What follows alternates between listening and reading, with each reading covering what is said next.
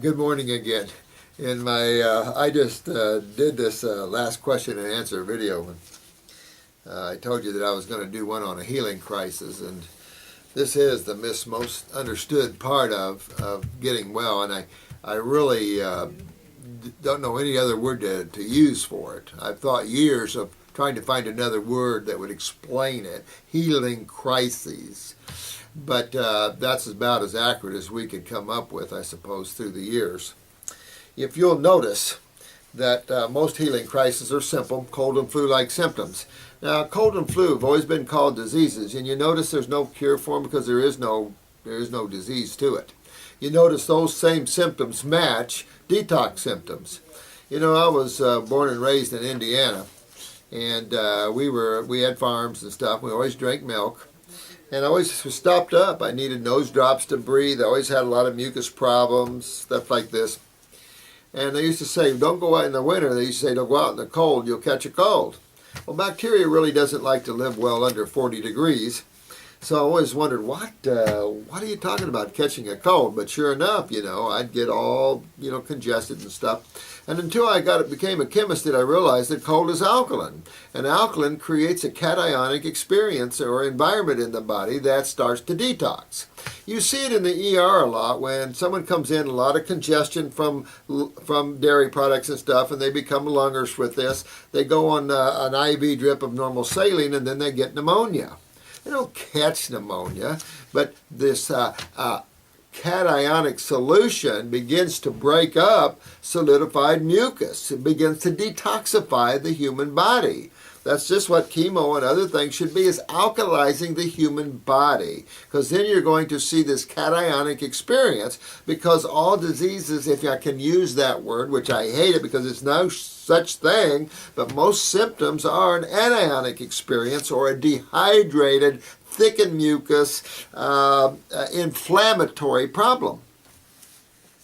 So this one letter I've got, this lady was a spinal bifida case, born without L4, L5. On the 3 years of raw food, she grew back L4, L5. Pretty cool, huh? She's done a lot of great things, and she just done another detoxification. She said, I have to tell you, detoxification is as much as a spiritual as it is physical. It's emotional healing as well. It's a journey of total healing. I'm being set free. The first 6 weeks were hard to get through, with fevers every 3 days, rashes, ugly rashes on hands, feet, and neck, but then I have a lot of issues. The 8th and 9th week, fever not as often, then came the abscessed teeth. I made it through that too. What's next? And so she's done well through the years. Heavy lymphatic problems, things like this, I think I was telling you I had a pancreatic cancer case, and in her journey, she was an extreme pancreatic cancer case, degenerative pancreatic cancer. She ate an apple, she pooped an apple. There was no digestion left, it wasn't a tumor. And this is the worst kind of cancer, is when your cells are literally breaking down in the tissues and there's no function left. So I took her out of the house. She had children and a family, and I put her in a hammock reading spiritual books down at the ocean, and I gave her only fruits and fruit juices predominantly, and herbs, because she wasn't digesting anything.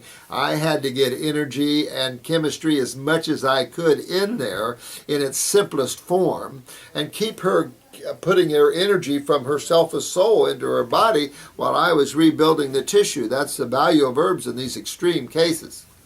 So one day she came in and she started growing these golf ball sized tumors all over her legs. Her oncologist said, honey, your cancer spread all through you, and you don't have long to live now. And I love when they say that. And so she came in my office again crying, and I said, he's full of crap. You're in a healing crisis. And sure enough, the weeks out, she had over 50 tumors on both legs. And then a couple of weeks out, I kept her pushing detox, raw, moving that out, high fruits. And in 2 weeks, there was no tumors left on the legs.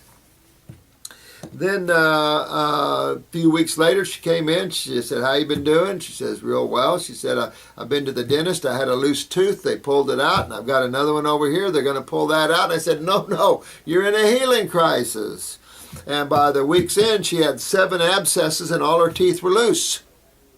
And so I kept pushing her through this, and a couple of more weeks, all the gums had locked down, back down on the teeth, no abscesses, and she went on to another healing crisis. I've had blindness in healing crisis. I had paralysis during healing crisis. And I mentioned a few in these videos as we've come down. But old injuries come back. I remember I had a head-on car crash once and really tore the top of my head. And it always was tender, meaning it didn't heal well. Well, you were all working on our lymph systems, of course. And so when I got into the raw, boy, I tell you what, I started hurting just like I had the accident.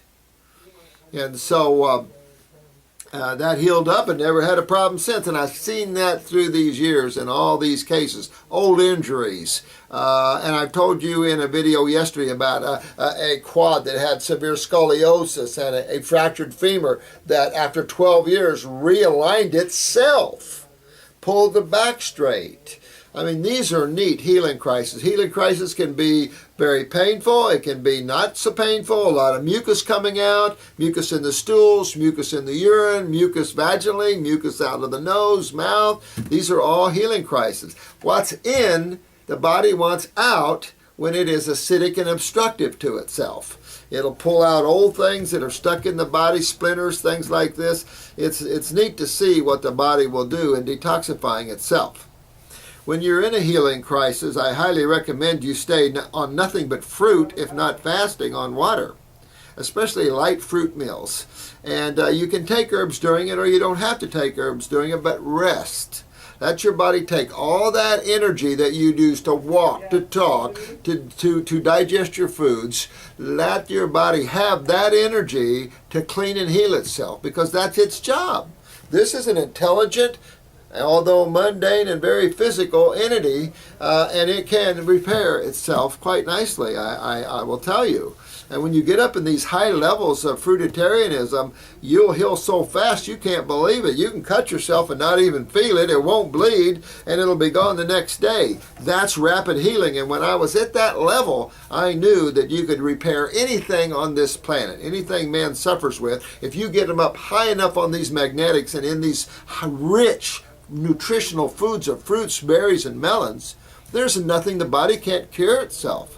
Even when it's down toward the lower realms of hell almost, you know. So important to understand these healing crises. It's not difficult. Rashes are very common, especially with a lot of fungus and stuff. You can have hives and rashes all through you. And if you have hives and rashes, that's your lymph system. That's not your blood. You don't have some mysterious autoimmune crap. That's all crap. You have lymphatic stagnation problems. Your adrenals are weak. Your kidneys aren't filtering your lymph system. Work on those things and all that'll go away. Psoriasis, eczema, rosacea. All this is lymph. Remember, lymph deals with the acid side, and your skin is your third kidney, and your kidneys are your eliminative organs for your sewer system. That's what poisons and toxins are. They come from the cells. They're cell poop. So remember, you have 100 trillion cells head to toe that eat and poop. And you don't poop in your kitchen. You have a separate, distinct sewer system for this problem. And detoxification is aimed at that system. Because when you clean that system, it'll clean the spleen, it'll clean the liver, and then that'll in turn clean the blood. So it's pretty cool to see all that and to go through all that. The healing crises are important if you're in one that lasts too long. Healing crises can be a couple of hours, a couple of days, or they can go real long. And if you're doing fruits and vegetables, you can hold a healing crisis there for weeks. You got to either go up or break it all together and eat some cooked food. And that's how interesting cooked food is that it'll stop the body from healing itself. But in extreme cases, sometimes I've had to do that because the client couldn't take anymore, you know. Sometimes it'll rat you out if it's too painful and there's just too much misery involved in the body pulling this rancid stuff out of itself.